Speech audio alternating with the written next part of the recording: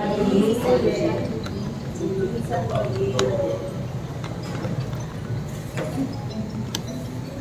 पर आचार्य भगवान उमा स्वामी जी महाराज मोक्ष मार्ग का कथन कर रहे हैं और मोक्ष मार्ग के कथन के अंतर्गत मोक्ष मार्ग का मूल सम्यक दर्शन है। सम्यक दर्शन के लिए जीवादि तत्वों का ज्ञान अत्यंत आवश्यक है।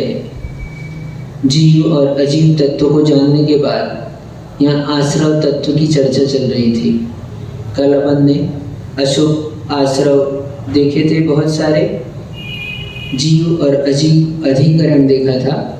उस जीवाजीव अधिकरण के पश्चात अब विभिन्न प्रकार के कर्मों के आश्रव में क्या क्या हेतु है, किस प्रकार से होता है, इस बात का वर्णन प्रारंभ करते हैं।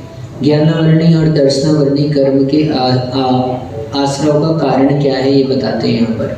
तत्प्रदोष निहन्नो मात्सर्यांतराय साधनोपघाता ज्ञान दर्शनावरणियों। छठवां अध्याय 10वां सूत्र।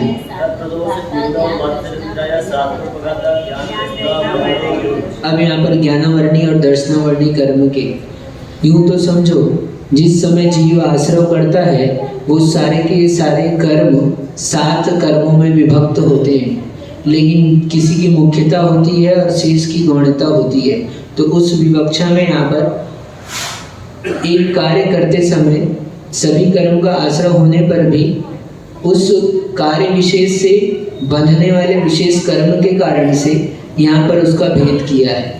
यानी ज्ञानावरणी कर्म के आश्रय का कारण कह रहे हैं, तो यहाँ पर मान लो तत्प्रदोष कहा उन्होंने, दूसरे के ज्ञान में दोष लगाना।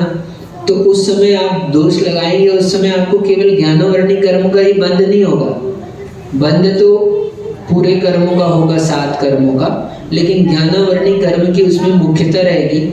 जो उसमें अनुभाग शक्ति विशेष रूप से पड़ेगी वो ज्ञानावरणी आदि कर्मों में बनेगी। तो यहाँ पर कह रहे हैं तत्प्रदोष ज्ञानावरणी कर्म के आश्रव के कारण और दर्शनावरणी भी साथ में जानना, दोनों के एक साथ है। जिससे ज्ञानावरणी का बंध होता है उसी को यदि दर्शन की मुख्यता से देखेंगे तो दर्शनावरणी लगाना। तो प्रदोष पहला, तो किसी धर्मात्मा के द्वारा की गई तत्व ज्ञान की प्रशंसा नहीं सुहाना, ईर्ष्या आना। मान लो दूसरा व्याख्यान कर रहा है और हम सुन रहे हैं, तो हमको उसका व्याख्यान अच्छा है और हमको ईर्ष्या हो रही है, तो हम उसके व्याख्यान में दोष लगाएं। ठीक, जो भी धर्मात्मा है तत्व ज्ञान की वो प्रशंसा कर रहा है, तो तत्व ज्ञान की प्रशंसा हो रही है लेकिन हमको सुहा नहीं रही है, अंतरंग से क्या हो रही है, उसके प्रति ईर्ष्या भाव के कारण से। तो ये अपने को ज्ञानावरणी कर्म का आश्रय होगा।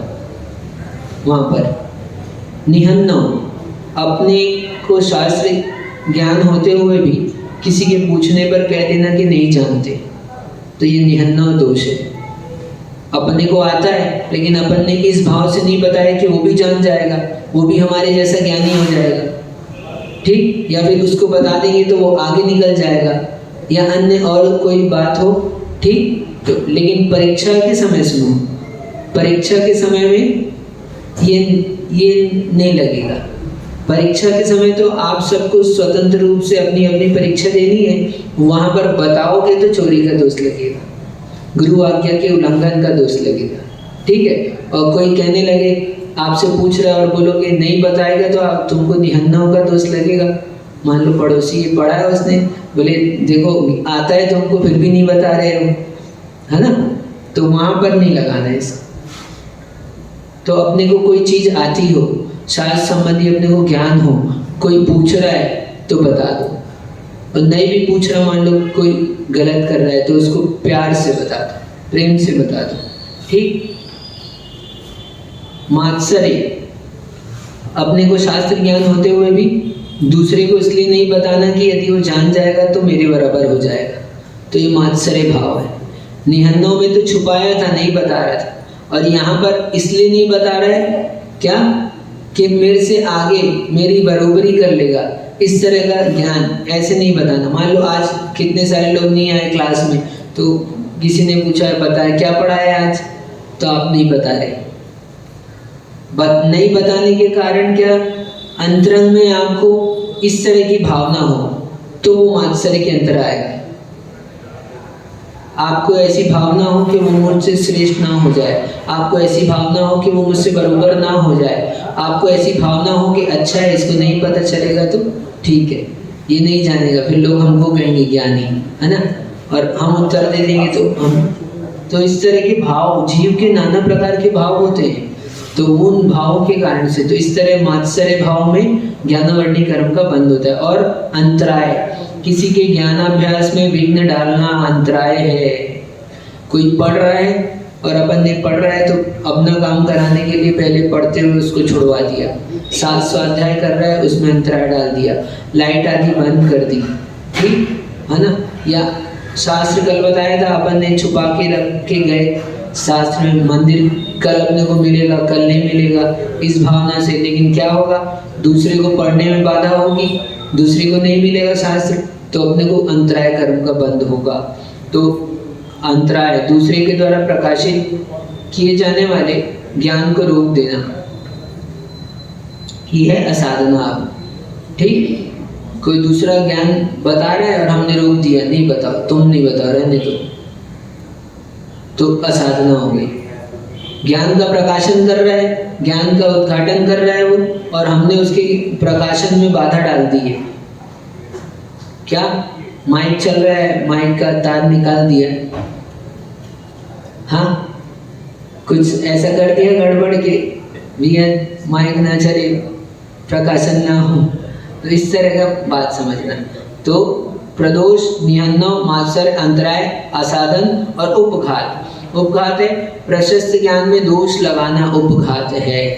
कोई सही जानता है, सही बता रहा है, पर तो भी हम कह रहे हैं नहीं वो जानते नहीं है, उसकी बात मत मानना, या वो जानते तो है, अपन ने बोल दिया नहीं जानते अच्छा, लेकिन थोड़ा उसके ज्ञान में अपन ने दोष लगा दिया कि सही होते हुए भी अपन ने बोल दिया कि वो उसका ज्ञान सही नहीं है, तो ये अपघात है, उपघात है। ठीक, तो इस तरह से कार्य करने पर ज्ञानावरणी कर्म का और दर्शनावरणी कर्म का बंध होता है। फिर आगे कहते हैं असाता वेदनी कर्म के कारण दुख शोक तापा क्रंदन वद परिदेवना न्यत्म परोभय स्थानान्य सद्वेदस्य।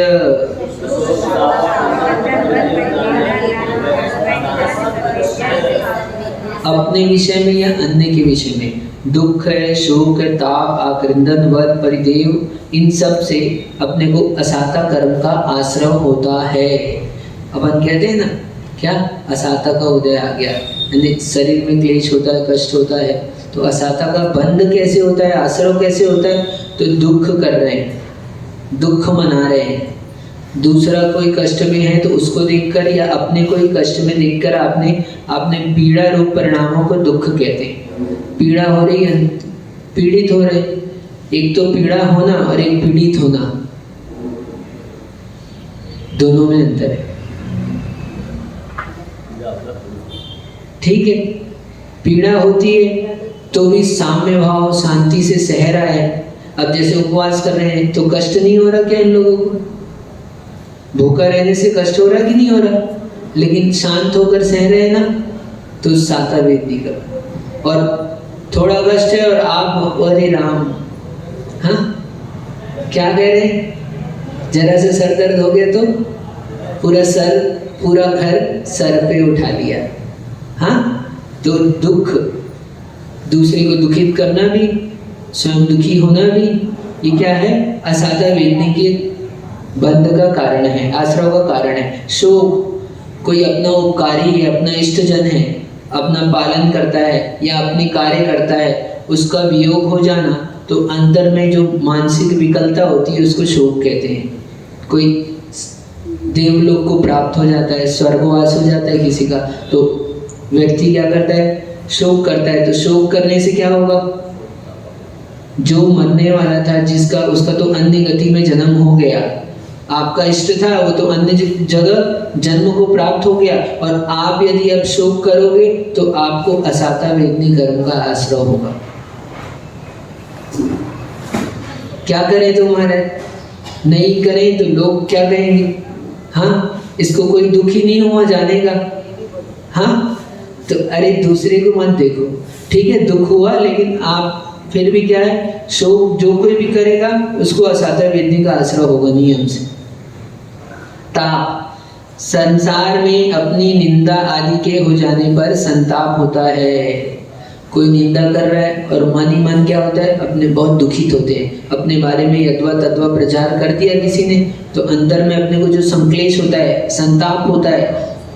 हाँ, अच्छे से खा रहे पी रहे, लेकिन मन में क्या चल रहा है, एक पीड़ा, अंतरंग से संताप चल रहा है। क्यों? क्योंकि निंदा आदि हो गई है, दुष्प्रचार हो गया है, तो वो दुख, इस तरह का जो परिणाम है, वो परिणाम क्या कर रहा है, वो असाता वेदनी कर्म का आश्रय करा रहा है। ये हो गया ताप। फिर है आक्रंदन। अब पश्चाताप से अश्रुपात करते हुए रोना, जोर जोर से रोना, ठीक, ऐसे रोना, गला फाड़ कर, कैसे कहते हैं, है ना, गला फाड़ के रो रहा है, तो ऐसे अश्रुपात करना, आंख से आंसू भी गिर रहे हैं और बहुत पश्चाताप हो रहा है, तो वो आक्रंदन कहलाता है। हाँ, और वध, किसी की आयु आदि पूर्ण प्राणों का घात कर देना, वध कर देना। एक देश से प्राणों का घात करना या सरल देश से प्राणों का घात करना वध कहलाता है। दूसरे का वध किया तो अपने को असाता वेदनी कर्म का आश्रय होगा।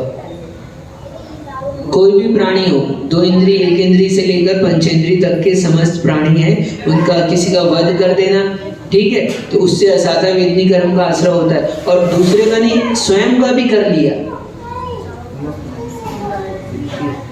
हाँ,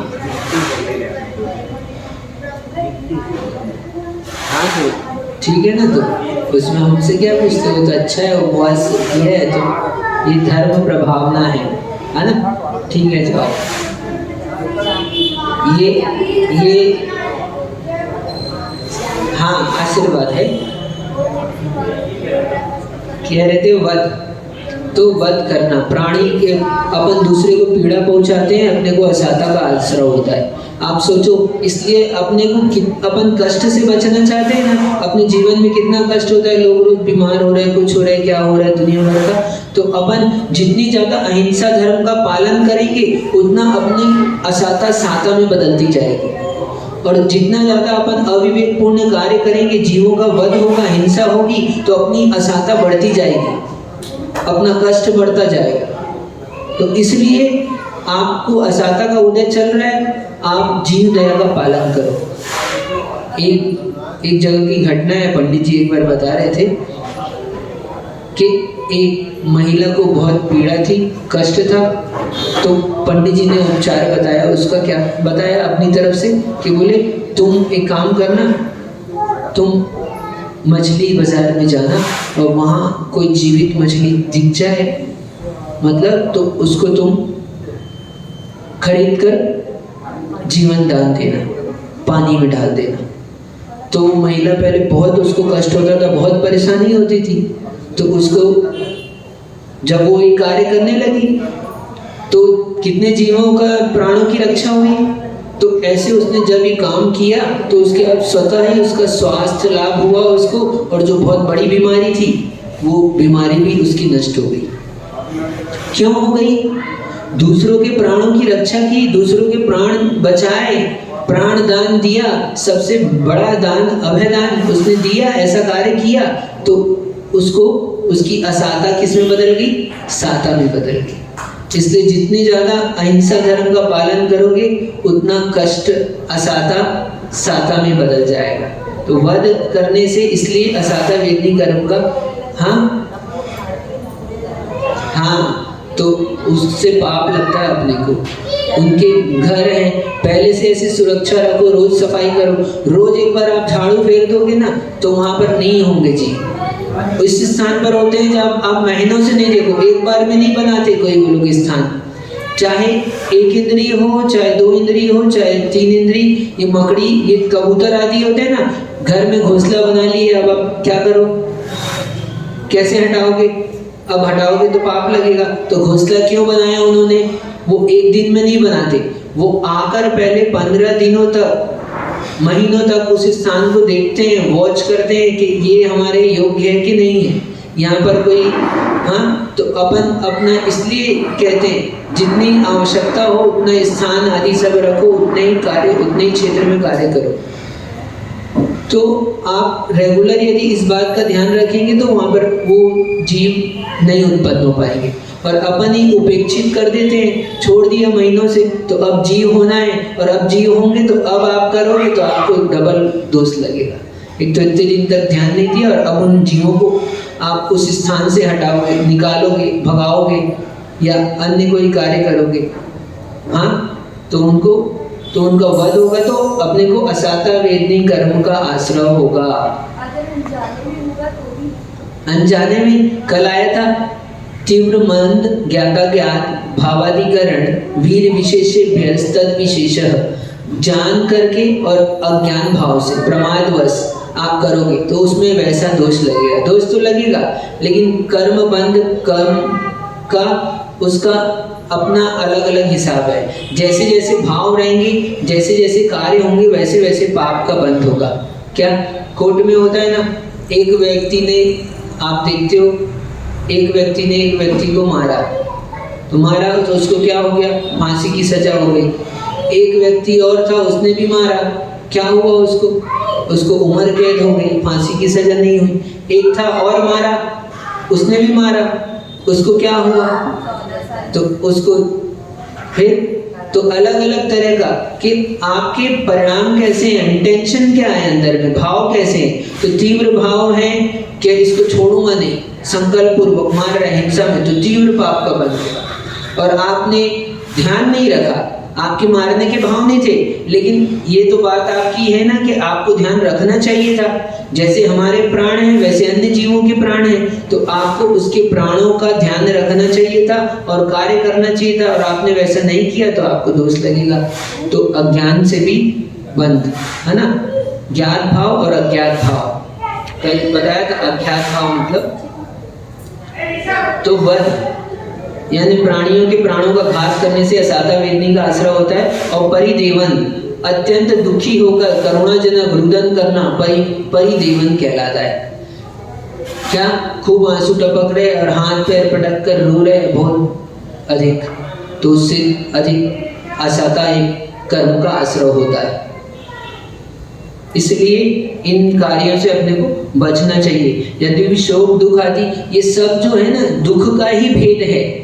शोक बताया, परिदेवन बताया, आक्रंदन बताया, वध बताया, ये सब दुख के अंतर्गत आते हैं। लेकिन फिर भी विशेष विशेष प्रकार के हैं, अलग अलग प्रकार के हैं, उनसे अलग अलग प्रकार के माने होगा आश्रव का, असाता का ही आश्रव, लेकिन भिन्न भिन्न प्रकार का होगा। इस तरह से इसमें बताया। अब साता वेदनी कर्म, असाता का तो बता दिया, लेकिन साता वेदनी का कैसे होता है आश्रव, तो बताते हैं भूत वृत्त्यनुकंपादान सराग संयमादि योगः शांति शौचमिति सद्वेदस्य।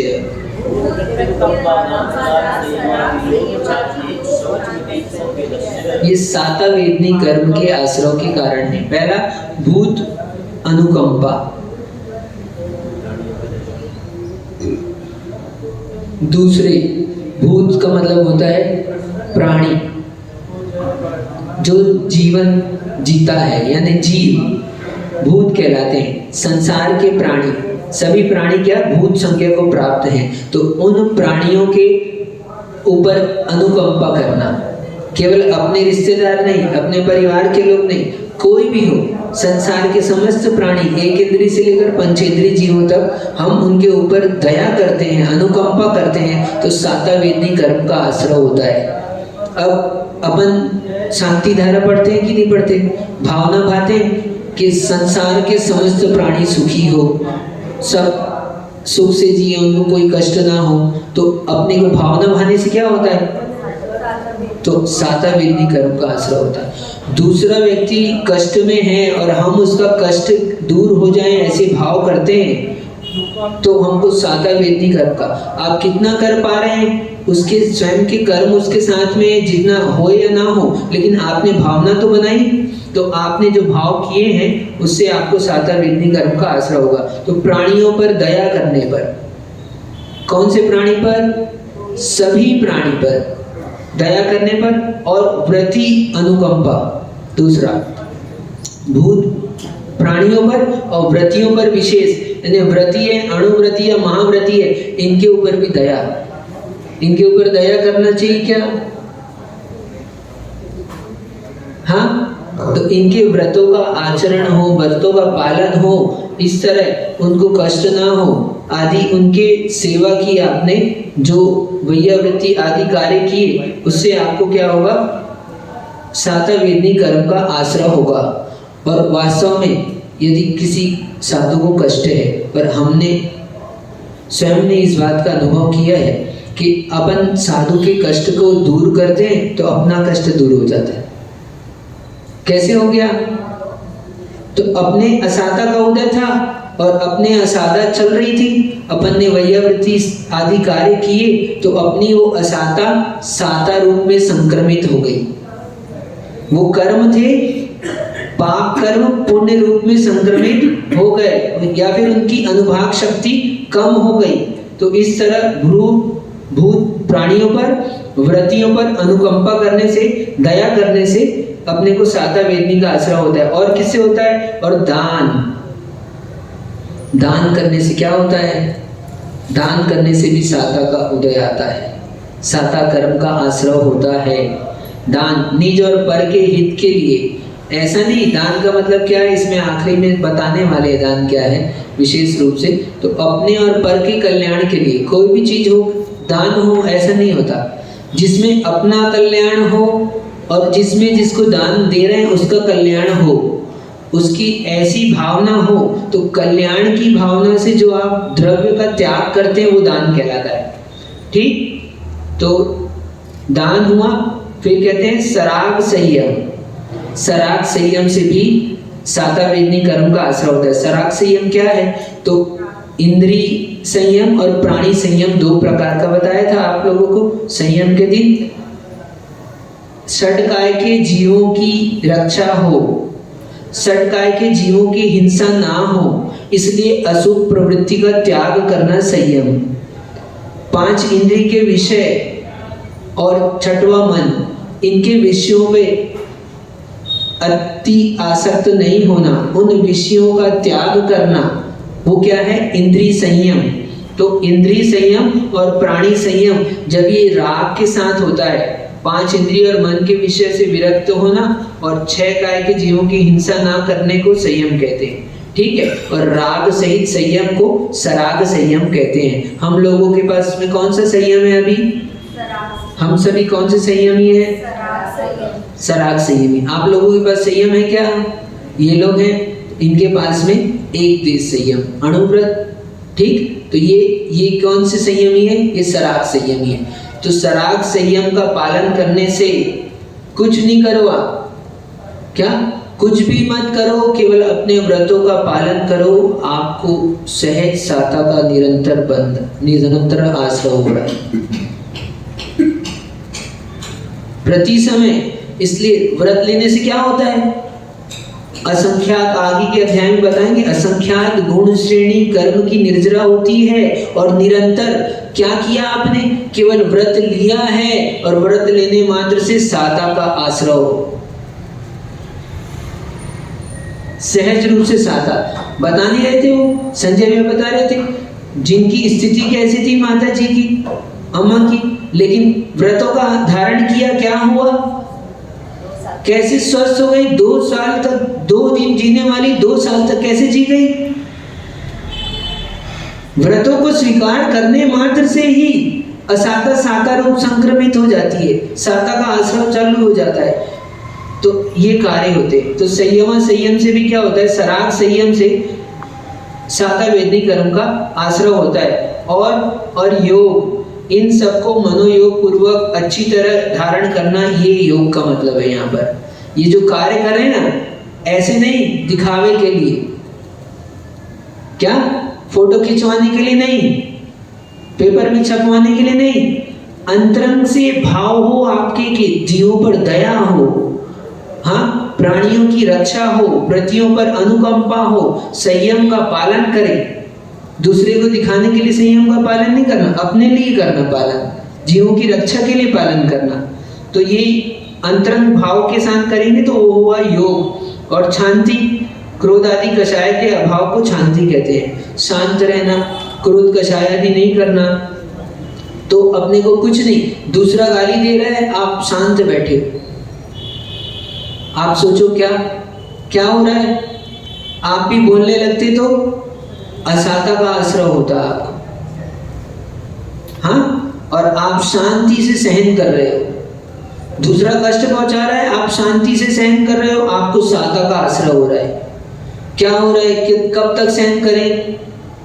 हाँ, एक बार तो जवाब दें, 10 बोल रहे तो एक तो बोले, लेकिन कुछ नहीं, आपने शांत रहकर सहन कर लिया तो शांति, कुछ कितने भी कष्ट आए, परिणाम खराब हो, आप शांति से संक्लिष्टता ना करते हो, शांत भाव से सहन करें तो आपको साता वेदनी कर्म का आश्रय होगा। और शौच, लोभ का त्याग करना शौच है। शौच से भी, हाँ, ये द्रव्य चढ़ाते हैं ना, तो क्या होता है, उतना लोभ का त्याग होता है हमारा। क्या होता है, द्रव्य चढ़ाने से क्या होगा? भगवान तो खाते नहीं है, भगवान तो पीते नहीं है, क्या जो चाहे वो चढ़ा दो। अरे अच्छी से अच्छी द्रव्य चढ़ाया, अच्छी से अच्छी चढ़ाए तो क्या हुआ, लोभ छूटा ना, कम हुआ ना, आपकी असाता साता में बदल गई। लोग कहते हैं पूजन करो, हाँ, पूजन करने से क्या होता है, ये होता है पूजन करने से।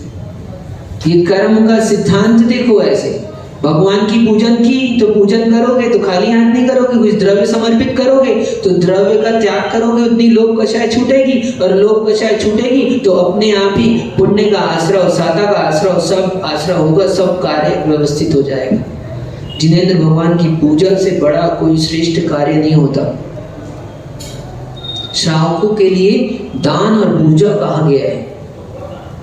कुछ कर पाओ ना कर पाओ, भगवान की पूजा तो अवश्य करना चाहिए।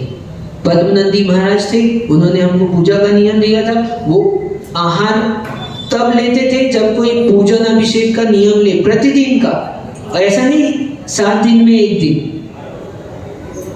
प्रतिदिन। और वास्तव में जिनेंद्र भगवान की पूजा का वो प्रताप होता है, आप मेरे कहने से मत मानना, आप इस बात का अनुभव करना, आप पूजन करो, हम स्वयं बताते हैं। यानी कि ऐसा व्यक्ति जिसके घर में खाने को ना हो, वो भी जिनेंद्र भगवान की पूजन जितनी सामग्री है उस सामग्री से करता है। हमने स्वयं ने अनुभव किया है, जो डब्बा भरने की सोचते थे वो डब्बा कभी खाली नहीं होता। जो पात्र, हाँ, जिनेंद्र भगवान की जितना, बहुत सारे से नहीं, आपके पास कितना है और आप किस भावना से वहां पर समर्पित करते हैं। भले थोड़ा चढ़ाओ लेकिन श्रेष्ठ हो, अच्छा हो। तो भगवान की पूजन से, यानी लोभ के त्याग से, मूल बात क्या है, लोभ के त्याग से। अपन थोड़ी थोड़ी चीज का लोभ करते हैं ना, उसका लोभ छोड़ दो, थोड़ा सा लोभ छोड़ो, आपको साता आ जाएगी। शौच कह रहे हैं ना, शौच, तो लोभ का त्याग ही तो शौच है। तो इस शौच धर्म का पालन करने से अपने को क्या होता है, साता वेदनी कर्म का आश्रय होता है। आप ज्यादा बीमार पड़ते हो, कष्ट में आते हो, रोज महीने हफ्ते में आपको जाना पड़ता है डॉक्टर के यहाँ, आप क्या करो, आप कोई जो असमर्थ है उसका उपचार करा दो। आप विश्वास मानो, आपको डॉक्टर के यहाँ जाना नहीं पड़ेगा। जिसकी शक्ति नहीं है, ऐसा रोगी है, पीड़ित है, दरिद्र है, आप उसकी व्यवस्था करा दो, आपके कष्ट दूर हो जाएंगे। तो ये हुआ शौच। इन सब से क्या होता है, साता वेदनी। और संयमा संयम, सम्यक दृष्टि शावक के व्रतों को संयम संयम कहते हैं। इसका पालन करने से, और अकाम निर्जरा से, अकाम निर्जरा संयमा संयम ये बता दिया, एक देश व्रती संयमा संयमी है, वो संयम का पालन करेंगे, सराग संयम से भी और संयमा संयम से भी।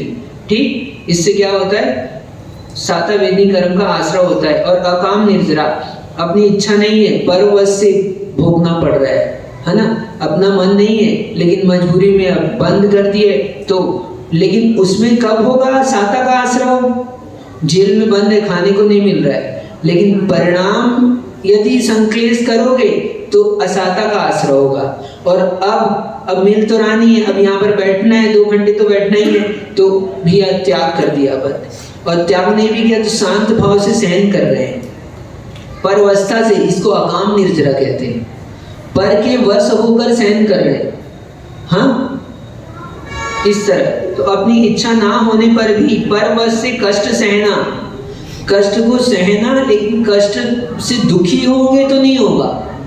यदि कष्ट को शांति से सहन करोगे तो साता का आश्रय होगा, और कष्ट होने पर यदि दुखी हो गए आप तो साता का आश्रय नहीं होगा, तो फिर असाता का। दुख कहा था पीछे, दुख शोक तापक रिंदन, तो असाता का आश्रय होगा। तो इसलिए कष्ट आने पर शांत भाव से सहन करो। क्या फायदा है? सहन तो करना पड़ेगा ही, कष्ट तो आया ही है। अब आपको बंद करके चले गए, बाहर जा नहीं सकते आप, है ना? तो अब बंद है तो वहाँ ठीक है, अब अपन ने बाहर का अन्य क्षेत्रों का त्याग शांत भाव से। अब कब मिलेगा भोजन? हाँ, जब दोपहर के बाद मिलना है, अपने को तो मिलना नहीं है, तो नहीं मिलना है तब तक के लिए क्या कर दिया अपन ने? त्याग। और नहीं, शांत भाव से सहन कर रहे, आकुलता नहीं कर रहे। उसमें आकुलता करोगे तो असाता में चला जाएगा, और निराकुल हो जाओगे, शांत हो जाओगे तो साता वेदनी का आश्रय होगा। तो अकाम निर्जरा से भी असाता वेदनी कर्म का आश्रय, साता वेदनी कर्म का आश्रय होता है। और बाल तप, जो मिथ्यात्व के साथ तप किया जाता है, तपस्या की जाती है, वो सब बाल तप है। बाल तप करने से भी साता वेदनी का, भले ही सम्यक दृष्टि ना हो, मिथ्या दृष्टि हो, तो भी वो तप कर रहा है, तो उससे क्या होगा? साता वेदनी कर्म का आश्रय होगा। आज तो डबल अध्याय करना है अपने को, है ना? ठीक है, दर्शन मोहनी कर्म फिर आगे बताते हैं आप। हाँ, मिथ्यात्व के साथ सम्यक दर्शन नहीं है, ठीक? मिथ्या दृष्टि जीव है, वो तपस्या आदि कर रहा है, तो उसका तप बाल तप कहलाता है ना? हाँ, बालक बच्चों का तप है, ऐसा मतलब इस अर्थ में ना लेकर बच्चे लोग तप करें वो बाल तप है, ये बाल नहीं। यहाँ पर बाल का मतलब है सम्यक दर्शन में से रहित है, इसलिए बाल। बाल कई प्रकार के, एक वृद्ध हो गया तो भी क्या है? यो यत्र अनभिज्ञ सो तत्र बालः।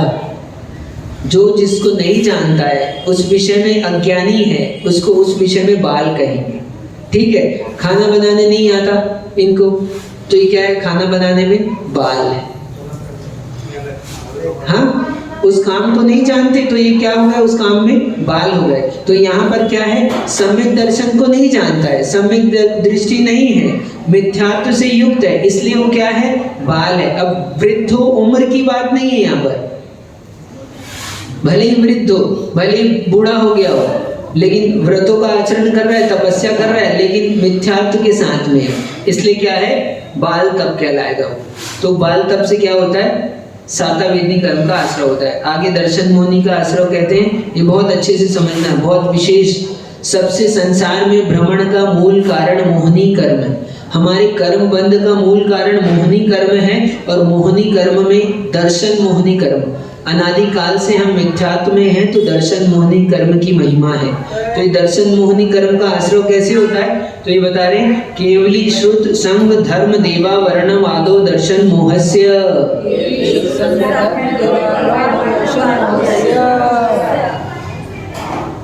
बहुत अच्छे से समझना, अवर्णवाद करने से दर्शन मोहनी कर्म का आश्रय होता है। किसका अवर्णवाद? तो अब सुनते जाओ। केवली भगवान का अवर्णवाद किया। क्या किया? केवली भगवान सर्वज्ञ हैं, वीतरागी हैं, हितोपदेशी हैं, और अपन ने कहा केवली भगवान क्या करते हैं? कबला आहार करते हैं, ग्रास लेते हैं, ग्रास का आहार करते हैं। इस प्रकार का जो अवर्णवाद है, अपने ही पास के जीव हैं वो लोग कहते हैं केवली कमलाहारी। कितनी बड़ी बात है। आप सोचते हो कहने को तो हाँ, लेकिन इतना तीव्र कर्म का बंध होता है। भगवान के विषय में आपने गलत बात कही। जितना बड़ा आदमी होता है उसके विषय में गलत बात कहने से उतना अधिक पाप लगता है। एक देखो, एक सामान्य व्यक्ति है, रोड में चल रहा है और आपने उसके बारे में कुछ गलत बोल दिया, क्या होगा?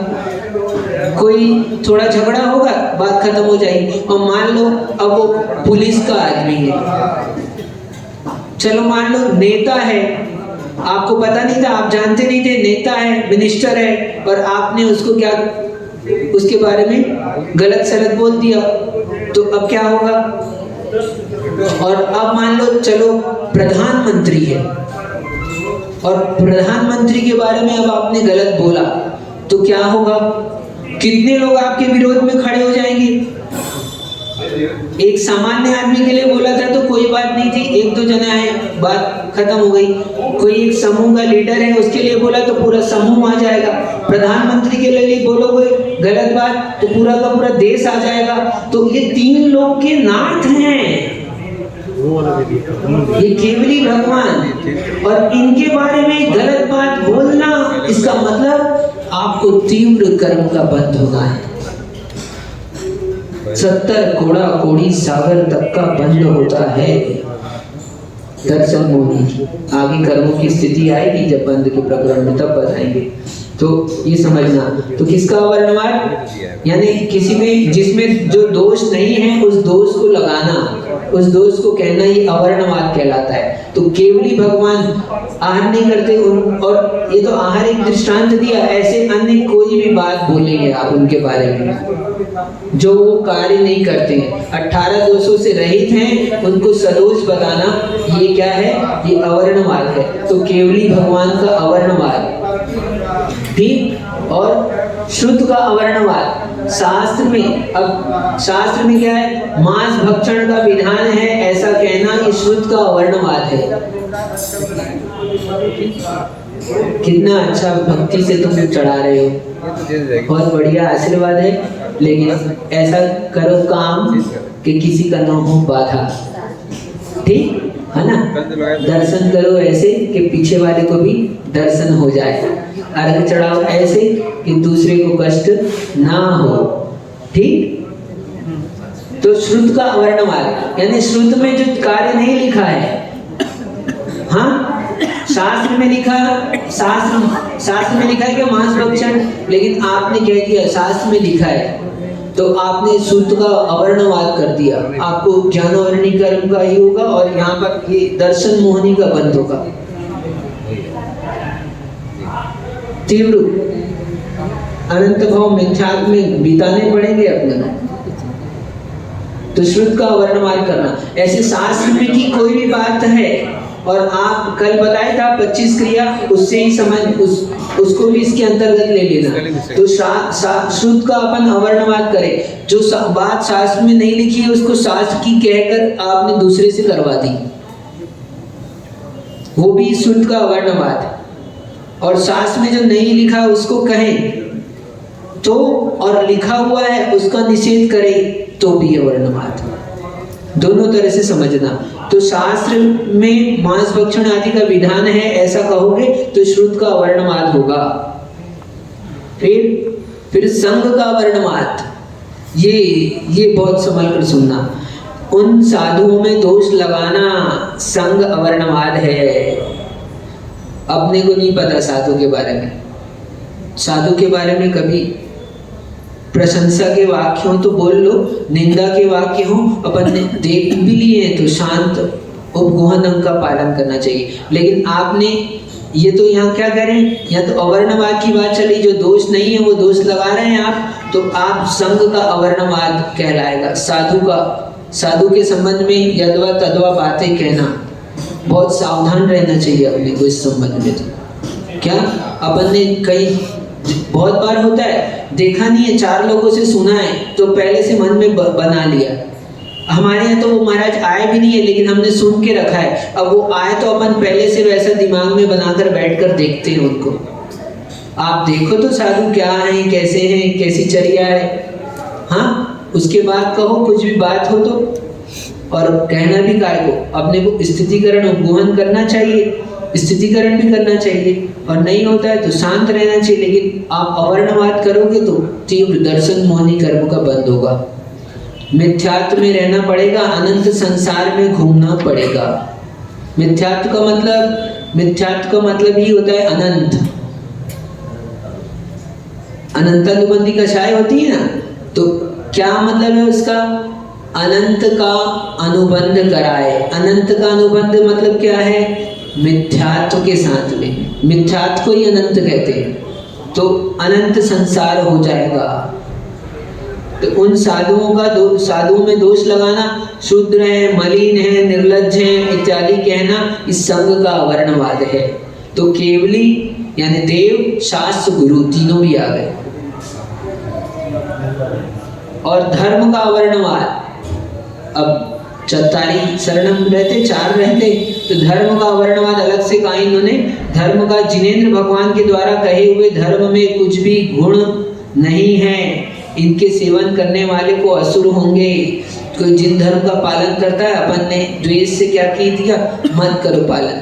ये देखो, ये रोज मंदिर जाता था, अभिषेक करता था, क्या इसके घर में ये हो गया, इसके घर में वो हो गया, कष्ट आ गए, तुम बंद कर दो। जब से तुम मंदिर जाने लगे हो, क्या हो रहा है? देखो ज्यादा घाटा लग रहा है।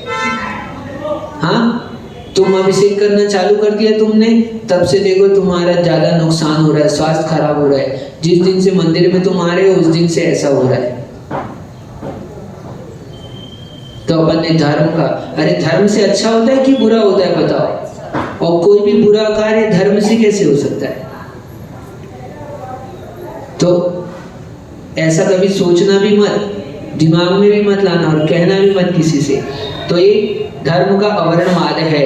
कोई ऐसा करे तो उससे क्या होगा? दर्शन मोहनी कर्म का। और किसका? देव का अवर्णवाद।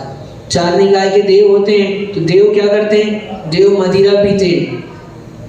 कई लोग हैं देव का अवर्णवाद करते हैं, देव मदिरा पीते हैं, उनके कंठ में तो अमृत छड़ता है देवों के, तो देवों का अवर्णवाद है। देव मांस भक्षण करते हैं। स्वयं को जो कार्य करना होता है, लोग वो उसमें देव को सामने खड़ा करके उनका नाम लगाते हैं और स्वयं उसका लाभ लेते हैं। ऐसा कार्य करना दर्शन मोहनी कर्म का तीव्र आश्रय होगा। तो इस तरह ये बताया। अब चारित्र मोहनी का अलग बताते हैं। कषायो दया तीव्र परिणामा चारित्र मोहस्य। कषाय के उदय से परिणामों में कलुषता होने से चारित्र मोहनी कर्म का आश्रय होता है। तीव्र कषाय आई, अपने को उदय आया, परिणामों में कलुषता आई, अपन कषाय करते हैं, क्या होता है? चारित्र मोहनी कर्म का आश्रय होता है। क्यों अपन चारित्र धारण नहीं कर पाते? हाँ, एक तो चारित्रधारियों की अवहेलना करने से, और दूसरा तीव्र कषाय करने से। ठीक, तो कषाय ना करें जिससे अपने चारित्र की वृद्धि हो। अपन कहते हैं ना, अपन व्रत लेना चाहते हैं, व्रत नहीं ले पा रहे, क्या हो रहा है? तुम झगड़ा करना बंद कर दो, शांत रहो। और कई लोग रहते संग में रहते, लेकिन वो उनका रोज किसी न किसी से झगड़ा होता है, और झगड़ा करने के कारण से कषाय मन में संक्लेशता होती है, और फिर क्या होता है? तो उनको दीक्षा नहीं हो पाती। चारित्र मोहनी कर्म का आश्रय हो रहा है निरंतर, तो चारित्र मिलेगा कैसे? जो अपने को चारित्र प्राप्त करना है ना, तो चारित्र मोहनी कर्म का क्षय कैसे वो काम करना चाहिए। क्या करो भैया? वृद्धि करो, आहार दान दो, साधु की सेवा करो, तो उससे चारित्र मोहनी कर्म का क्षय होता है। बताया था उस दिन, वो जिनको कुछ नहीं आता, वो 32 साल तक संघ की सेवा करते रहे, बाद में उनके साधु मुनि दीक्षा हो गई, नमित सागर बन गए। 32 साल तक सुपार्श्वती माता जी के संग में रहकर सेवा की उन्होंने। जिसको क्या हुआ? साधु की सेवा करने से अपने आप चारित्र मोहनी कर्म का नाश हुआ, चारित्र मिल गया। सब व्यवस्था व्यवस्थित है, कर्म के कारण से तो नहीं ग्रहण कर पा रहे थे। आदमी एक इतना भी त्याग नहीं कर सकता, व्रतों को ग्रहण नहीं कर सकता। अणुव्रत अप्रत्याख्यान कचाय है तो क्या करो, त्यागी व्रतियों की उनके व्रतों में पालन में सहयोग करो। अब तिर्यंच आयु, आयु कर्म का बताते हैं, नरक आयु। अच्छा, तो चारित मोहनी बताया वायु कर्म का, भव आरंभ परिकृतम नारकस्य युष, बहुत आरंभ और बहुत परिग्रह से नरक आयु के आश्रव का कारण है। खूब आरंभ सारंभ कर रहे हैं, खूब परिग्रह जोड़ रहे हैं, जोड़ते जा रहे हैं, थप्पी लगा दी है, अलमारी भर दी है, सब हाँ संपत्ति में संपत्ति खड़ी करते जा रहे हैं। आपको लग रहा है क्या हो रहा है? जितना ज्यादा आश्रव आरंभ परिग्रह उतना ज्यादा नारायण प्रति नारायण क्यों चले जाते हैं लोग नरक? 3 खंड के अधिपति होते हैं तो सब पूरा पाप उनके सर में। ठीक, इसलिए नेता ये बन जाते हैं ना, तो नेता बन गए तो अब उनको उनके अधीनस्थ सब हैं, तो सारे कार्य का श्रेय उनमें जाएगा, तो उनको तीव्र एक साथ पाप होगा वैसा। ठीक, पुण्य भी वैसा होता है, पाप भी वैसा ही होता है। तो बहुत आरंभ और परिग्रह करने से, बहुत परिग्रह इकट्ठा करने से नरक आयु का बंध होता है, नरकों में जाना पड़ता है। और माया त्रैरज्ञो नस्य, मायाचारी करने से तिर्यंच आयु का बंध होता है। ठीक है, जान गए मायाचारी क्या? अंदर कुछ है, बाहर कुछ, मन में कुछ है, कह रहे हैं कुछ और कर रहे हैं कुछ। मायाचारी बहुत बचना चाहिए। और किस समय, हाँ अभी नहीं कर रहे, ऐसे हमेशा करते रहते हैं, लेकिन आयु कर्म का बंध का पता है आपको कब होना है? तो जब भी बंद होगा, लेकिन क्या मध्यम अंशों में बंद होता है, जघन्य और तीव्र में नहीं होता है। तो आयु कर्म का बंद होगा मायाचारी करने से, तिर्यंच आयु का। अल्पारंभ परिग्रहत्वम मानुषस्य, संतोषी होता है, थोड़े में खुश, ठीक है मिल गया जितना मिल गया, थोड़े में है ना, अपना जितना काम चल जाता है उतने में संतोष प्राप्त करता है। तो अल्प आरंभ करता है, परिग्रह भी अल्प, आरंभ सारंभ ज्यादा नहीं करता है ना। तो उससे क्या होता है? मनुष्य आयु का बंद होता है। और स्वभाव मार्दोंच, जो सरल परिणामी होते हैं, सहज रहते हैं, सरल परिणामी जीवों को मनुष्य आयु का बंद होता है। कुछ नहीं कर रहे, पूजन पाठ धर्म ध्यान नहीं करते, लेकिन सरल हैं स्वभाव के। क्या? किसी के प्रति ज्यादा द्वेष नहीं रखते, ईर्ष्या नहीं रखते, किसी के काम में दखल अंदाजी नहीं करते, अपने काम से काम रखते हैं और शांत जीवन जीते हैं। तो उनका क्या होता है? सहज कल्याण होता है ऐसे। तो उनको मनुष्य आयु का बंद होता है। और चारों आयु बता दिया। अब निशील व्रतत्वम च सर्वेषां, 7 शील और अहिंसा आदि 5 व्रतों का अभाव भी समस्त आयुओं के आश्रव का कारण है। यानी निशील व्रत है तो सभी आयु का बंद होगा। ठीक है, व्रती है तो व्रती को तो देव आयु का ही बंद होता है। सम्यक दृष्टि नियम से देव गति में जाता है। यदि पहले से उसने आयु बंद कर लिया है और फिर सम्यक को प्राप्त किया है, मान लो मनुष्य आयु का बंद कर लिया और फिर सम्यक दृष्टि हुआ तो भोग भूमि का मनुष्य होता है। यदि तिर्यंच आयु का बंद कर लिया और फिर सम्यक दर्शन प्राप्त करे तो भोग भूमि का तिर्यंच होता है। और यदि कोई आयु का बंद नहीं किया और सम्यक दर्शन को प्राप्त कर लिया, व्रतों को स्वीकार कर लिया, तो नियम से देव गति में जाता है। और जिसने नरक आयु का बंद कर लिया है तो वो व्रतों को स्वीकार नहीं कर सकता। क्या? वो अणुव्रत को, महाव्रत नहीं, अणुव्रत को भी स्वीकार नहीं कर सकता। नरक आयु का बंद कर लिया। और जिसने पहले से नरक आयु का बंद कर लिया और सम्यक दर्शन प्राप्त करता है तो पहले नरक से नीचे नहीं जाता। ठीक, जाता है तो पहले नरक से नीचे नहीं जाता। तो इस तरह व्रतों का महत्व समझना। देवायु के आश्रव के और भी कारण है, बताते हैं। सराग संयम संयमा संयमा काम निर्जरा बाल तपांसी देवस्य। पीछे बताया था सराग संयम क्या है ना? राग के साथ में संयम, वो सराग संयम कहलाता है। संयमा संयम, एक देश संयम, अणुव्रत, ये संयमा, ये लोग कौन बैठे हैं? ये संयमा संयमी हैं। इनके पास में संयम भी है और असंयम भी है, इसलिए संयम और असंयम दोनों मिलाकर संयमा संयम कहते हैं। कौन सा संयम है? तो त्रस हिंसा का त्याग है इनका, इसलिए संयम। स्थावर हिंसा का त्याग नहीं है, इसलिए असंयम। ठीक, इसलिए संयमा संयम। तो संयमा संयम, अकाम निर्जरा, सहज रूप से सहन करना, परअवस्था से मजबूरी में सहन करना, है ना? लेकिन उसमें भी परिणाम खराब होंगे तो अकाम निर्जरा नहीं होगी, उससे भी देवायु का बंध होता है। बाल तप, ये सब देवायु के बंध के कारण है।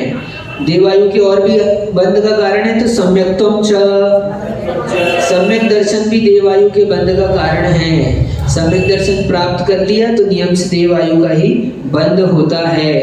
ठीक, अशुभ नाम कर्म आदि का बताते हैं हम। योग वक्रता विसंवादनम च शुभस्य नामना, योग की कुटिलता और विसंवाद अन्यथा प्रवृत्ति से अशुभ नाम कर्म का आश्रय होता है। दूसरे से विसंवाद कर रहे हैं, झगड़ा कर रहे हैं व्यर्थ में, हाँ क्या कुछ नहीं है, दो जने बोल रहे हैं, अपन बोलने लगे बीच में, अपने को क्या है? तो अशुभ नाम कर्म का बंध होता है। बाद में योग की कुटिलता, मन वचन काय योग की कुटिलता से अशुभ नाम कर्म का बंध होता है, वक्रता से। ठीक, और विसंवाद करने से धर्मी धर्मात्माओं के साथ और या अन्य किसी के साथ विसंवाद करोगे, है ना, झगड़ा करोगे, बातचीत कह तो रहे, बोल तो रहे, तो उससे अशुभ नाम कर्म का बंध होगा। तद विपरीतम शुभस्य, उससे विपरीत योग सरल रखोगे, मन वचन काय सरल। ठीक है, कह दिया बोल दिया सरलता से, जो भी काम है अपना, मन में अंदर कुछ नहीं रखा अपने, नहीं तो अंदर कुछ रखा है और बाहर व्यक्त कुछ कर रहे हैं। इससे विपरीत जैसा है वैसा। इसका मतलब ऐसा भी नहीं है कि अंदर पाप है और पाप व्यक्त करते। सरलता का मतलब ये भी नहीं होता है, ठीक है? नहीं तो आप सोचो जैसा मन में हो सो वचन उचरिए, है ना? तो मन में आया अशुभ आया और आपने अशुभ कह दिया, तो वो तो डबल हो गया, डबल नुकसान हो गया। तो उसको सरलता नहीं कहते। मन में हो सो वचन उचरिए, तो मेरे मन में आया गुस्सा तो हमने कह दिया तुमसे, तो वो मन में नहीं, मन में हो सो वचन उचरिए कहने का मतलब ये है कि अंतरंग और बहिरंग आपका एक सा हो। कहते कुछ हो, अंदर में प्रवृत्ति कुछ करते हो, मन में कुछ और रखा है, इस तरह के भाव ना हो। समझिए आप सब, है ना?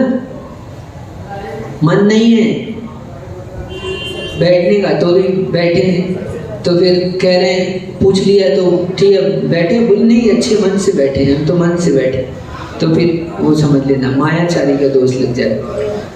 तो और तीर्थंकर नाम कर, अब तीर्थंकर बनने का बता रहे, इतना बढ़िया, देखो वाह, ये तो टाइम हो गया आपका। दर्शन विशुद्धि विनय संपन्नता शील वृतेश्वरति चारो वीक्षण ज्ञानोपयोग संवेगो शक्ति दस्त्याग तपसी साधु समाधि वही अवृत करण मरादाचार्य बहुश्रुत प्रवचन भक्ति आवश्यका परिहारणी मार्ग प्रभावना प्रवचन वत्सरत्व विधि तीर्थ करत्वस्य। बाद में पढ़ लेना आप एक बार, ठीक है? दर्शन विशुद्धि, ये 16 कारण भावनाएं हैं। तीर्थंकर प्रकृति के बंध की कारण है। चतुर्थ गुणस्थान वर्ती जीव, यानी सम्यक दृष्टि जीव को ही तीर्थंकर प्रकृति का बंध होता है। चौथे गुणस्थान से लेकर 8वें गुणस्थान तक का जीव तीर्थंकर प्रकृति का बंध करता है। कैसे? इन भावनाओं में से सबसे पहली सबसे मुख्य भावना निर्व्या दर्शन विशुद्धि चाहिए उसको। कौन सी भावना चाहिए? क्या है? जिन भगवान अनंत परमेष्टि के द्वारा कथित निर्ग्रंथ स्वरूप मोक्ष मार्ग पर रुचि रखना, ये सम्यक दर्शन है। सच्चे देव शास्त्र गुरु ने जो कहा है उनकी आज्ञा पर विश्वास रखना, ना अन्यथा वादिनो जिनाह। जिनेंद्र भगवान अन्यथावादी नहीं होते। ऐसा उनकी बातों पर विश्वास रखना, श्रद्धान रखना और निर्मल सम्यक दर्शन का पालन करना, ये दर्शन विशुद्धि भावना है। ये पहली भावना तो अत्यंत आवश्यक है। दर्शन विशुद्धि होगी और इसके साथ में अन्य भावनाएं हो तो तीर्थंकर प्रकृति का बंध होता है। पूरी 16 भावनाएं हो ऐसा जरूरी नहीं है ये, लेकिन पहली वाली अनिवार्य है। दर्शन विशुद्धि होना चाहिए और इसके साथ में अन्य भावना जो कुछ भी होगी उससे तीर्थंकर प्रकृति का बंध होगा। दूसरी विनय संपन्नता। क्या है विनय संपन्नता? तो गुणों का, गुरुओं का और गुरुओं का आदर सत्कार करना, बड़ों की विनय करना। जो हमसे गुण में श्रेष्ठ है उनका आदर सत्कार करने से क्या होता है? तीर्थंकर प्रकृति का बंध होता है। अपन बड़ों का अपमान कर देंगे तो अस्वस्थता भी आएगी। आप करके देखो, बड़ों का अपमान करोगे तो अब अपमान करोगे, उनसे उलझ के आप शांत तो नहीं रह पाओगे, मन में संक्लेशता चलेगी, मन में संक्लेशता चलेगी, पेट खराब हो जाएगा, पेट खराब हो जाएगा, बीमारी हो जाएगी। लोग घर में बीमार क्यों रहते हैं? ज्यादा से ज्यादा लोग जो झगड़ा करते हैं वो ज्यादा बीमार होते हैं। और बड़ों से तो कभी झगड़ा करना ही नहीं, लड़ना ही नहीं, क्षमा मांग लो तुरंत, गलती हो गई भैया, तस्मिच्छामि दुक्कडम, क्षमा करें हमको। तो जो गुण में बड़े हैं उनका सत्कार करने से विनय संपन्नता कहलाती है। ये तीर्थंकर प्रकृति के बंध का कारण है। शील व्रतेष्वनिति 4, 7 शीलों और 5 व्रतों का अतिचार हटाना। अपन व्रत पालन करते हैं उसमें अतिचार का त्याग करें अपन तो क्या होगा? तो तीर्थंकर प्रकृति का बंध होगा। अभिक्षण ज्ञानोपयोग, निरंतर ज्ञानाभ्यास में लगे रहना, शास्त्र के अभ्यास में लगे रहना। कुछ नहीं कर रहे अपन, अपने से नहीं आता ज्यादा, लेकिन अपन शास्त्र में उपयोग लगाकर रखें, अपना मन शास्त्र में लगे रहता है, दिन भर शास्त्र में पढ़ने में, पढ़ाने में, सीखने में, सिखाने में लगे, आपको तीर्थंकर प्रकृति का बंध इस भाव में नहीं अगले भाव में श्रेष्ठ ज्ञान प्राप्त होगा। और संवेग, संसार के दुखों से भयभीत रहना, हे भगवान कब संसार के दुखों से छूट जाए, हाँ ऐसी भावना होना, तो वो संवेग भाव है।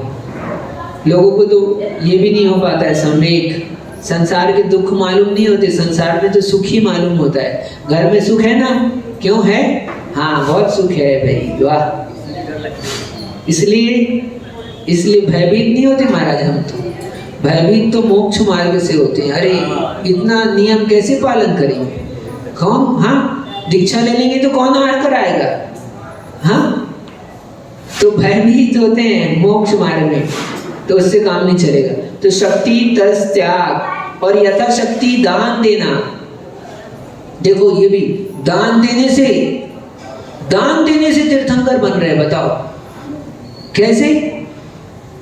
काला जी, महावीर भैया ये बैठे हैं, देखो अभी आ रही बात बताते हैं आपको। तो दान देने की बात आ रही है अभी। ये इन्होंने, ये दुर्ग में नसिया जी बन रहा है, तो वहां पर इन्होंने सौभाग्य प्राप्त किया है, मानस स्तंभ बनाने का कहा। क्या हम अपनी ओर से मानस स्तंभ बनाएंगे? वहां पर ये बैठे महावीर भैया, अनिल भैया बैठे ना, तो ये धर्म की भावना है इनकी। दान क्या होता है? क्या कराएगा? अरे सुनो, पद्मनंदी पंचविंशति का ग्रंथ है, पद्मनंदी महाराज का, वर्तमान के नहीं भूत के, उसमें ये लिखा है कि जौ के बराबर मंदिर और सरसों के बराबर जिनेंद्र प्रतिमा। कितनी हो गई? सरसों समझ गए ना, राई, जौ समझ गए? जौ के बराबर मंदिर और सरसों के बराबर जिनेंद्र की प्रतिमा जो विराजमान करता है, वो तीर्थंकर प्रकृति के बंध जितना पुण्य संचय करता है, ऐसा पुण्य करता है। क्यों? क्योंकि जब तक वो प्रतिमा रहेगी, जब तक मानस स्तंभ रहेगा, जब तक जिनेंद्र भगवान का जिन शासन विद्यमान रहेगा, इसलिए तो ये क्या है? ये शक्ति तस त्याग की बात चल रही है। तो अपनी शक्ति के अनुसार, शक्ति से ज्यादा भी नहीं करे, यदि शक्ति से ज्यादा करोगे तो संक्लेशता आएगी, उससे फिर क्या होगा, उससे पुण्य नहीं होगा, पाप हो जाएगा। तो अपनी शक्ति को ना छुपाते हुए उतना त्याग करें, उतना दान दें, है ना। दान देने की सामर्थ्य और कह देते हैं हमारे पास तो है ही नहीं। हाँ, तुमको पता है लॉकडाउन चल रहा है, पार्टी के लिए लॉकडाउन नहीं है, मंदिर के लिए चंदा कोई मांगेगा तो लॉकडाउन दिखाओगे। हाँ, धर्म के कार्य में लॉकडाउन बताते हैं, और लॉकडाउन में ज्यादा कमाया है वो नहीं बताते। क्या कोई लोग हैं, सबकी बात नहीं कर रहे, मतलब ऐसा यानी कि शक्ति होने पर भी नहीं है तो चलो कोई बात नहीं है, और शक्ति से ज्यादा नहीं, आपके पास में थोड़ा है ना, आप उसी में से दो, पर दान जरूर करो। विश्वास मानना, जितना छोड़ोगे, जितना निकालोगे, उससे कई गुना बढ़कर प्राप्त होता है। ये कोई देता है, कोई करता नहीं है, ये स्वयं कर्म की व्यवस्था बता रहे हैं। यहाँ पर कर्म की बात चल रही ना, तो ये शक्ति तस् त्याग, यथा शक्ति दान देना, शक्ति से अधिक भी नहीं देना।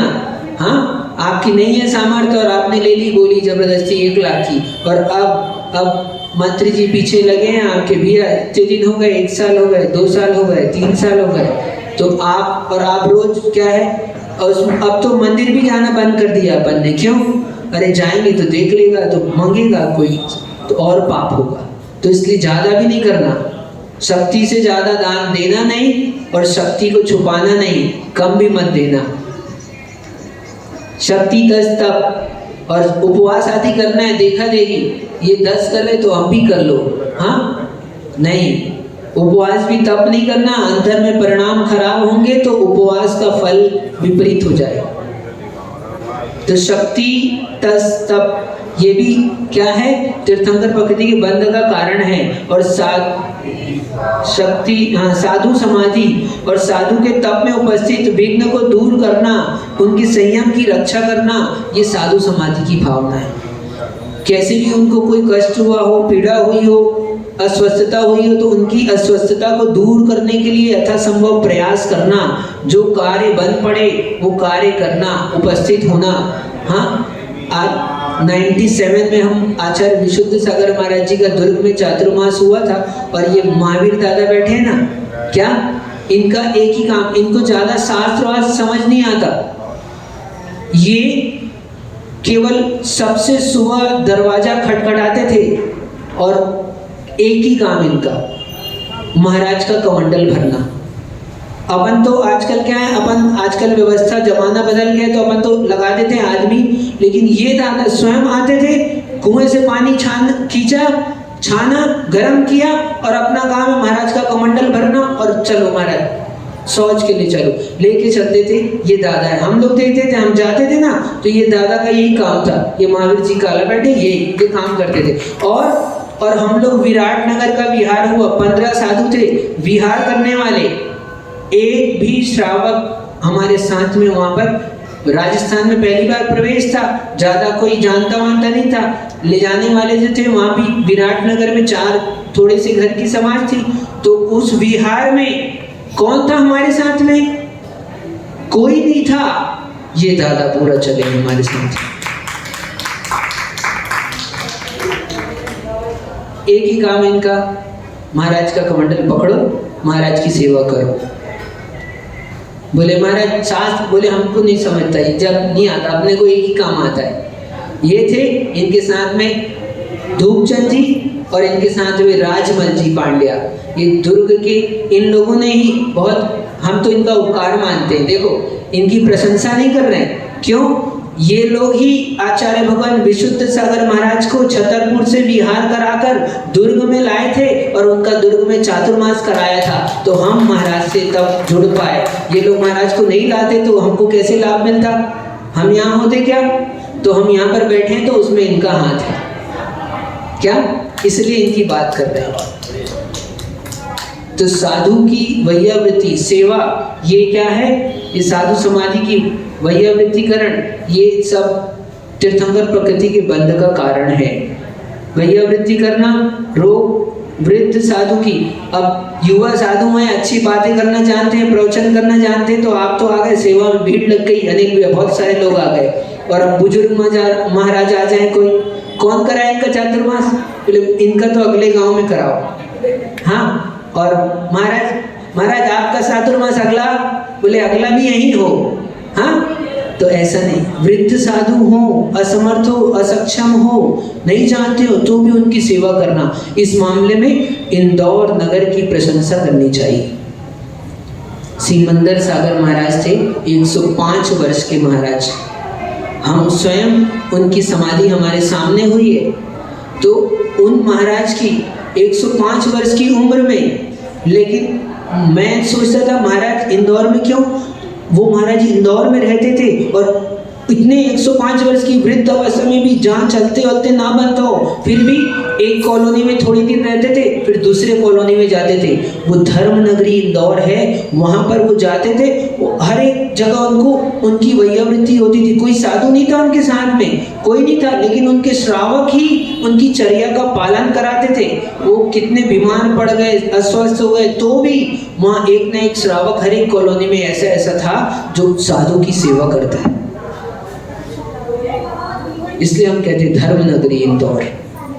वहां पर सदाकाल साधु पाए जाते। हमेशा आपको कहीं ना कहीं पूरे इंदौर में आपको साधु मिल ही जाएंगे। कोई कॉलोनी में हो, आपको पता करना, कोई ना कोई चातुर्मास कहीं ना कहीं हो रहा ही होता है। तो ऐसे वैयावृत्ति करना, ये भी क्या है? ये तीर्थंकर भक्ति के बंध का कारण है। कल का भी रह गया और आज का भी रह गया, है ना। अरहत भक्ति, अरिहंत की भक्ति करना, आचार्य भक्ति, आचार्यों की सेवा, वैयावृत्ति भक्ति करना, बहुश्रुत उपाध्याय की भक्ति करना, और प्रवचन भक्ति, जिनवाणी की भक्ति करना। ठीक है, आप लोग प्रवचन सुन रहे हो, ये भी प्रवचन भक्ति के अंतर्गत है। आप नहीं होते तो किसको सुनाते महाराज? तो प्रवचन भक्ति, जिनवाणी के प्रति आपकी श्रद्धा है ना, तो ये प्रवचन भक्ति है। और आवश्यका परिहारणी, अपने 6 आवश्यकों में हानि त्रुटि ना होने देना। तीर्थंकर प्रकृति का बंध होता है। सोचो क्या, समय पे प्रतिक्रमण, समय पे सामायिक 6 आवश्यक है, अपने 6 आवश्यक में ध्यान लगाए, बाकी कुछ नहीं आता, अपन अपने आवश्यक ही करो, उतना ही बहुत। नहीं ज्यादा सीखने की जरूरत, नहीं ज्यादा जानने की जरूरत, आप अपनी चर्या का पालन करो मात्र, तो भी क्या होगा? तो ये आवश्यका परिहारणी भावना है। 6 आवश्यक का पालन करने से अपने को तीर्थंकर प्रकृति का बंध होता है। त्रुटि नहीं करना, उसमें हानि हीनादिकता नहीं करना।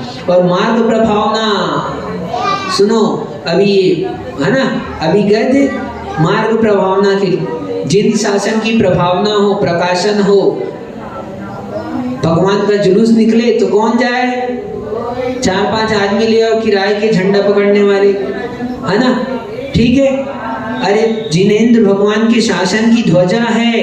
ध्वजा क्या, इन सिपाहियों से पूछो, युद्ध होता है, युद्ध में ध्वजा गड़ा दी जाती है तो कौन मानता है? जिसकी ध्वजा लग गई वो विजेता माना जाता है, श्रेष्ठ माना जाता है। तो ध्वजा से पहचान होती है। और हम अपने ध्वजा रहती है तो अपने को लगता है अरे स्टैंडर्ड खराब हो जाएगा अपना, एक काम करो, ये तू पकड़ ले ध्वजा। अरे सौभाग्य समझो आपको, जिन शासन की ध्वजा पकड़ने का अवसर मिला है, सौभाग्य मानना चाहिए उसमें। ध्वजा लेकर आगे आगे चलते हैं लोग। ये तीर्थंकर भगवान बैठे हैं ना, इनकी गंध कुटी में नीचे तीसरे कटनी में वहां ध्वजा रहती है।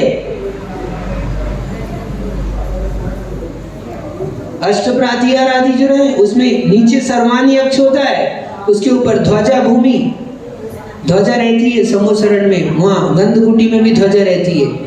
तो वो ध्वजा का महत्व होता है। और अपन सोचते हैं ध्वजा पकड़ा दो, किराए के आदमी ले आओ, है ना। सब तुम्हारा धर्म भी किराए में चला जाएगा, समझ लेना। तो ये है मार्ग प्रभावना। तो जिन शासन की प्रभावना हो ऐसा कार्य करें, ठीक। और प्रवचन वत्सलत्व, गो वत्स की तरह साधर्मियों में स्नेह हो। नहीं तो धर्मात्मा को देखकर मुंह सिकोड़ रहे, नाक सिकोड़ रहे, हाँ कहाँ से आ गए, ऐसा नहीं सोचना। अरे सौभाग्य है, व्रती श्रावक धर्मात्मा मिल रहे हैं, पुण्य पुण्य की बात समझो। धर्मात्मा को देखकर प्रसन्न होना चाहिए। हम तो नहीं कर पा रहे, इन लोग कर रहे, बहुत अच्छी बात है, सहयोग करो। धर्मात्मा को देखकर स्नेह होता है, ये प्रवचन वात्सल्य है। तब धर्म चलता है, आगे बढ़ता है। एक धर्मात्मा की उपेक्षा करोगे, अवहेलना करोगे, तो दूसरे लोग धर्म में कैसे आगे बढ़ेंगे? क्या सोचेंगे लोग? आज बात आई तो कहता हूँ बीच में, लोग पंडित बनाना नहीं चाहते अपने बच्चों को। क्यों? अपन पंडित की उपेक्षा करते हैं। पहले होता था प्रतिष्ठाचार्य पंडित होता है तो उसको पालकी में बैठाकर निकालते हैं जुलूस। जो पूजा कराने वाला है ना, प्रतिष्ठाचार्य का पहले जुलूस निकाला जाता है, भगवान का तो बाद में निकलता है। भगवान की प्रतिष्ठा करने वाला तो ऐसा प्रतिष्ठाचार्य, उसको इतना बहुमान सम्मान देते हैं कि वो प्रतिष्ठा करने वाला है। तो अपन पंडितों की उपेक्षा अवहेलना करते हैं तो लोग अपने बच्चों को पंडित नहीं बनाना चाहते। अब नहीं बनाना चाहते तो धर्म का तो लोप हो जाएगा। तो आपने धर्म का नाश किया है। इसलिए धर्मात्माओं की उपेक्षा नहीं करो। प्रवचन वात्सल्य तो बताना है अपने को यहाँ पर। तो यही गौ वत्स तरह, जैसे गाय को प्रीति होती है ना, हाँ, अपने बच्चे से, बछड़े से, ऐसी अपने को धर्मात्मा के प्रति प्रीति होना चाहिए। क्या मिलेगा इनसे? गाय को इच्छा रहती है बड़ा होएगा तो बछड़ा हमारा कमा कर देगा। क्यों अनिल भैया? महावीर भैया ने तो एक बार हो सकता है सोचा हो कि अनिल बड़ा हो जाएगा तो कमा कर देगा, लेकिन क्या होता है? हाँ, गाय सोचती है बछड़ा क्या देगा? नहीं। इसलिए गौ की प्रीति कहा, माँ की प्रीति नहीं कहा। माँ को तो दिखता है कि अपना, हाँ, बुढ़ापा अच्छे से निकल जाएगा, ठीक, अपना वंश चलेगा और दूसरा लाभ। लेकिन यहाँ पर देखो, ये धर्म चलेगा, इसलिए धर्मात्माओं का ध्यान रखो। धर्मात्माओं की सेवा, वैयावृत्ति, साधर्मी में स्नेह रखो। ये तीर्थंकर भक्ति के बंध का कारण है। इस तरह सुलभ भावना हुई। अब नीच गोत्र का बताते हैं आश्रव। परात्म निंदा प्रशंसने सत्सत गुणोच्छादनोद्भावेन च नीचर गोत्रस्य।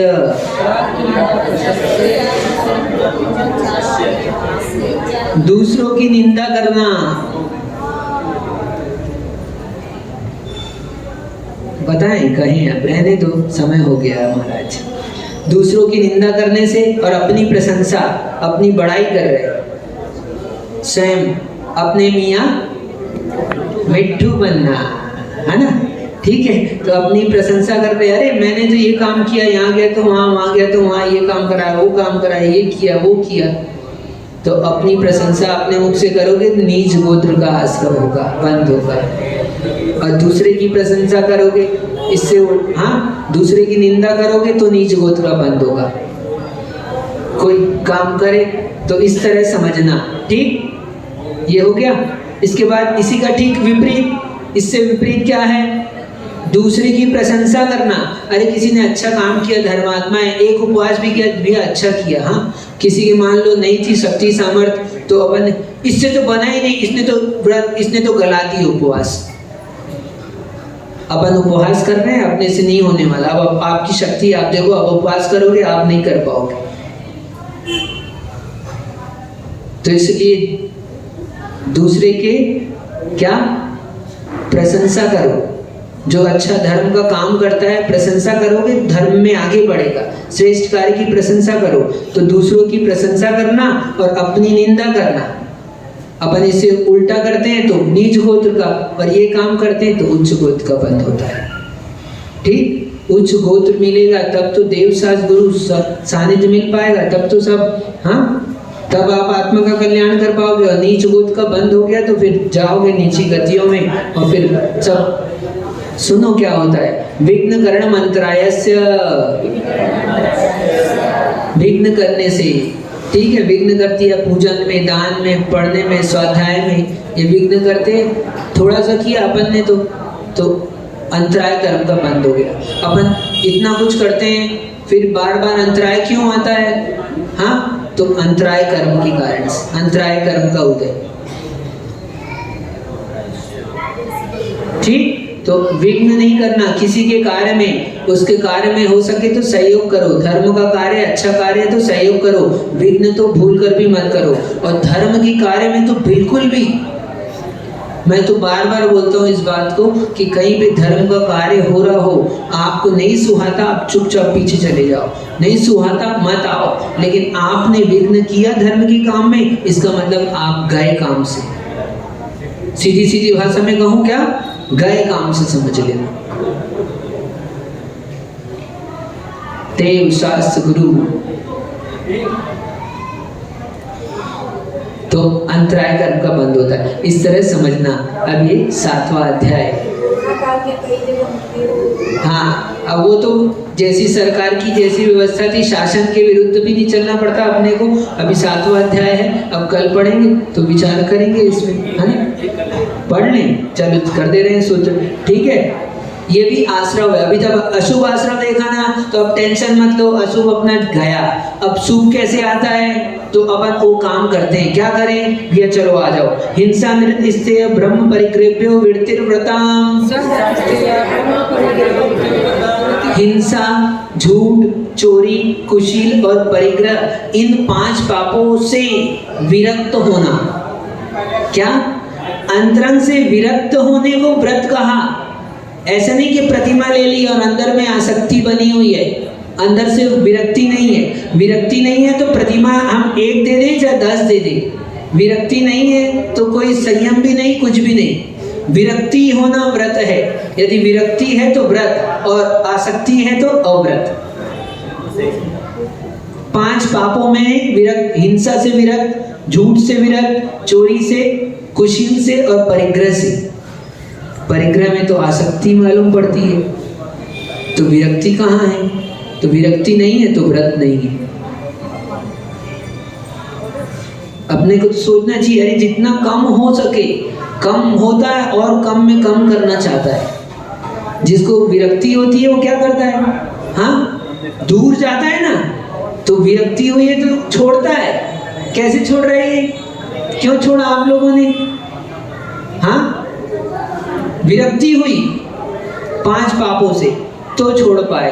तो ये 2 प्रकार से लोग छोड़ते हैं। देश सर्वतोमुहति, थोड़ी विरक्ति हुई तो अणुव्रत को प्राप्त किया, एक देश रूप से त्याग किया, एक देश रूप से छोड़ा। अरे महाव्रत नहीं ले सकते हैं तो कम से कम अणुव्रत ले लो।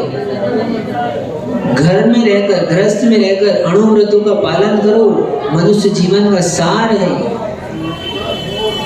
5 पापों का एक देश रूप से त्याग करो, नहीं तो ऐसे ही अपनी आयु खत्म हो जाएगी, पता नहीं चलेगा, और अपन आए वैसे कैसे चले जाएंगे।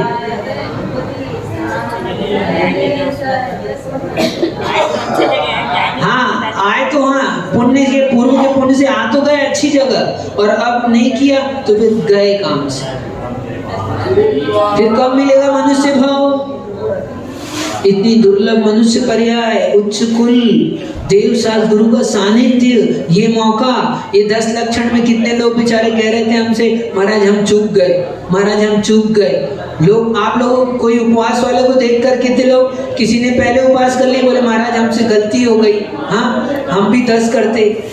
तो क्यों, कब मिलेगा फिर ये मौका, अब आप सोच लो। हाँ, अब अगले साल मिलेगा, और अगले साल में भी आप यहाँ पर रहोगे कि नहीं रहोगे, आपकी अनुकूलता वैसी रहेगी कि नहीं रहेगी, महाराज रहेंगे कि नहीं रहेंगे, सारी बातें समझना। तो जैसे ये सोच लो, ये तो 1 साल बाद फिर मिल सकता है, ऐसे ये पूरी मनुष्य पर्याय में उच्च कुल, देव शास्त्र गुरु का सानिध्य, और ये व्रत कब मिलेंगे बताओ। व्रतों का भाव बनाओ, ठीक है। अब हो गया पूजन पाठ करते हुए, व्रत पालन करना कठिन नहीं है। अपने को कठिन लगता है, जब तक कोई काम नहीं करते कठिन लगता है। बच्चे ने साइकिल नहीं चलाई तो पूछो कैसा होता है। सोचो 2 चक्के में बिना सहारे के कैसे साइकिल चलेगी, हाँ, लेकिन चलती कि नहीं चलती, चलती है। तो इसलिए आप कुछ भी कठिन नहीं है, अरे वो पाप के काम करना कठिन है, बल्कि व्रतों का आचरण करना बहुत सरल है। जीवन श्रेष्ठ हो जाएगा, श्रेयस्कर आनंदमय हो जाएगा और अगले भाव में भी आपको लाभ मिलेगा। और आप नहीं करोगे, नहीं व्रत लोगे तो जीवन तो ऐसे निकल रहा है, आप फिर जाओगे। तो इसलिए व्रतों का आचरण करना। कौन से अच्छा हो, महाव्रत ले लो। हाँ आप तो मन बना लो अपने आप। सब समझाने वाले बहुत जन है, सब साधन है हमारे पास में, बहुत समझा देंगे। हाँ, कुछ ज्यादा मेहनत नहीं करना पड़ती है। अरे गृहस्थ जीवन सुनो, 2 प्रतिमाधारी भी गृहस्थ जीवन होता है। 7 प्रतिमा तक के लिए कोई टेंशन नहीं है आपको गृहस्थ में रहकर। 7वीं है ब्रह्मचर्य प्रतिमा, उसके पहले हाँ, नहीं तो लोगों को व्रत नाम कहने से लोगों को ब्रह्मचर्य समझ में आता है, तो सभी तरह का समझ लेना। ठीक, तो ये प्रतिमा का स्वरूप है। कभी बताएंगे, अभी महाराज बता भी रहे थे 1-2 दिन शायद बीच में, है ना, आएगा तो और इसको विस्तार से बताएंगे अभी अच्छे से। ठीक, व्रत सही है, व्रत ग्रहण करो, जीवन में मनुष्य भाव की सार्थकता है, श्रेष्ठ है। महाव्रत लो, चूक गए महाव्रत नहीं ले पाए तो अणुव्रत तो ले लो कम से कम, और अणुव्रत भी नहीं ले पाए तो अब क्या बताएं। तो 5 पापों का सर्वदेश त्याग करना महाव्रत है, और एक देश से त्याग करना यानी संकल्प पूर्वक 30 जीवों की घात का त्याग करना, ये अणुव्रत है। हिंसा, झूठ, स्थूल हिंसा का त्याग यानी 30 जीवों की हिंसा का संकल्प पूर्वक त्याग। ठीक, संकल्प पूर्वक हिंसा का 30 जीवों की घात का त्याग, वो अणुव्रत है। ऐसे ही झूठ का त्याग, स्थूल झूठ का त्याग, ऐसे झूठ नहीं बोलना जिससे किसी के प्राण चले जाए। चोरी, ऐसी चोरी नहीं करना, है ना, जिससे प्राण का घात हो। कुशील का अब्रह्म का सेवन नहीं करना। ठीक, और परिग्रह, सीमित, अपने आप को सीमित करना। भोग परिमाण की पुस्तक है ना, वो दी थी, और किसको चाहिए अपने आप को सीमित करने के लिए, वो ले लेना महाराज से। ठीक है, अब कहते हैं इन व्रतों को ले तो लेंगे, पालन कैसे होगा? तो ऐसे पालन होगा, बता रहे हैं। क्या करो? तस्थैर्यार्थम भावना पंच। अब इसकी भावनाओं की अपन कल चर्चा करेंगे। ठीक है, आज के लिए इतना ही। कम से कम व्रत का मन बनाया है आज, तो व्रत का मन बन ना रहे, सही है। जीवन में यही सार्थकता है, यही काम आएगा। थोड़े दिन, अब जीवन जीना बचा कितना है, कितना बचा है बताओ? हाँ, 40 साल तो निकाल दिए अपन ने, 50 साल तो निकाल दिए, 55 निकाल दिए, चलो। लेकिन अब 10-20 साल बचे हैं मान लो, तो वो 20 साल ही व्रतों का पालन कर लेंगे तो कितना अच्छा होगा। पूरा 55 साल से तो हो गए अपन संसार में घूमते घूमते, देख लिया सब कुछ ना, क्या है। तो अब तो कम से कम व्रतों का आचरण करें, अंतरंग से विरक्ति हो, हिंसा, नृत्य, स्तेय, भ्रम, परिग्रह, विरति व्रतम, पिया कब छूट जाए इससे, ऐसी भावना अंतरंग से जागे, ऐसी मंगल भावनाओं के साथ। आप लोगों को तो लग रहा है कब छूट जाए महाराज जल्दी, नहीं लग रहा? नहीं लग रहा, तो अच्छी बात है। तो ये है ना समर्थ, अरे तुम छुप के बैठ जाते हो इसलिए दिखते नहीं हो, यहाँ इधर बैठा करो, दिखेगा। हाँ ठीक है। अतः स्वाध्याय निष्ठापन क्रिया पूर्वाचरण कुमार सकल कर्म छाड़ता हूँ भाव पूजा वंदन स्तव सुविधम श्री शुद्ध भक्ति का अवसर करो।